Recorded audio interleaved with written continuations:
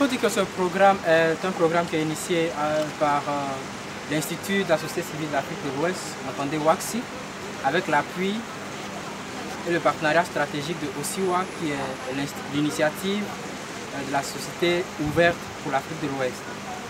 OSIWA a identifié les différentes organisations bénéficiaires et WACSI, en tant que partenaire opérationnel d'OSIWA, a la responsabilité de la mise en œuvre et de l'implémentation de ce programme, qui est un programme de 2 années.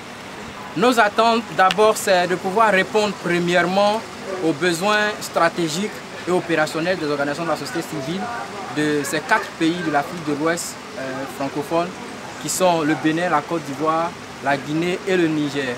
Et il faut que ces organisations soient capables non seulement de recevoir des connaissances qui répondent à leurs attentes, mais également qu'elles soient capables de pouvoir partager leurs préoccupations avec les autres en vue d'un échange d'expériences, et enfin qu'elles soient capables de pouvoir rendre ces connaissances appropriées et adaptées à leur propre contexte en vue de leur mise en œuvre. Comment est-ce qu'en tant qu'organisation vous mobilisez les ressources? Comment est-ce que vous gérez les projets que vous avez? Donc gestion financière, gestion programmatique, comment est-ce que vous rendez compte de la gestion? Comment est-ce que vous arrivez, à partir de vos travaux, à influencer la formulation des politiques?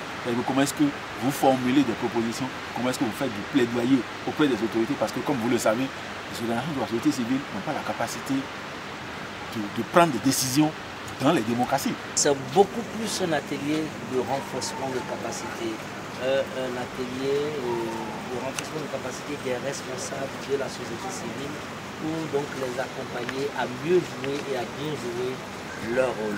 Ce n'est pas pour faire des recommandations à l'endroit de X ou de Y. La recommandation qu'on aura après, c'est qu'à l'issue de l'atelier, il y aura un plan d'action pour chaque organisation, et c'est donc l'exécution correcte de ce plan d'action pour que la formation ait des effets suffisamment concrets et des impacts concrets, mesurables sur l'efficacité de l'opérationnalisation des organisations de la société civile participants, qui puissent aussi faire tâche dure et créer une certaine masse critique dans nos différents pays. Cette formation est la bienvenue pour nous en Côte d'Ivoire, surtout pour mon organisation qui s'occupe des droits humains. C'est une formation qui permettra à nos organisations de se professionnaliser dans certains domaines, tels que au niveau de nos organes, et aussi au niveau de l'exécutif. Parce que généralement, nous avons tendance à confondre le plan d'action au plan stratégique. Mais aujourd'hui, avec cette formation, c'est un plus pour nous. Et dès que nous allons arriver, nous allons nous essayer de trouver un plan stratégique à notre organisation. Et à l'intérieur de ce plan stratégique, essayer de voir comment est-ce que nous allons résoudre la question des ressources humaines. Je vous avoue que je suis très satisfait, n'est-ce pas, du contenu, comment on appelle ça, des thèmes qui ont été abordés. Je viens de le dire tout de suite, j'ai dit avant la formation, certes on faisait des choses de façon, on pratiquait tout ce qu'on a appris ici, mais c'était de façon informelle. À partir de cette formation, nous avons su maintenant que l'informel ne pas vraiment donner la crédibilité à l'organisation et l'informel ne pas permettre à l'organisation d'aller de l'avant. Donc tout ce que nous avons appris ici, prochainement, va non seulement m'ont permis, n'est-ce pas, d'améliorer mes compétences, mais aussi ça va également servir mes camarades qui n'ont pas suivi la formation avec moi, parce qu'en sens que dès après la formation, je vais les restituer le contenu de cette formation et nous allons repartir sur de nouvelles bases.